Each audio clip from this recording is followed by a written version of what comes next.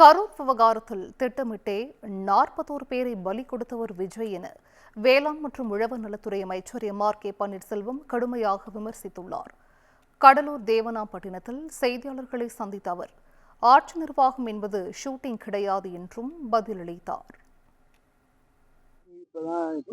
அரசியலுக்கு வராது புதுசா விவசாயிகள் ஷூட்டிங் இல்லை,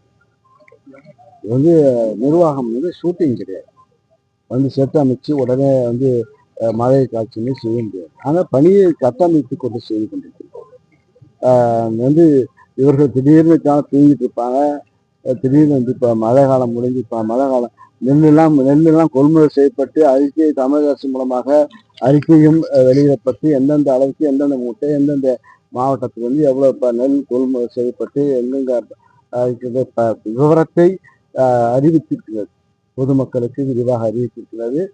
அது இந்த பகுதியில் விவசாயிகளும் பாராட்டி கொண்டிருக்கிறார்கள். இவர் தூங்கிட்டு இருக்கு. இப்போ திடீர்னு கட்சி அமைக்கிறதுக்கு அதுக்கெல்லாம் பதில் சொல்ல வேண்டிய அவசியம் இல்லை.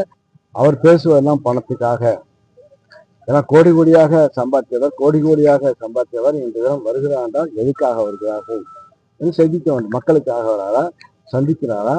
மக்கள் இப்ப என்ன சொல்ல போனா இவரால் கிட்டத்தட்ட 41 உயிர்கள் பலியிடப்பட்டது.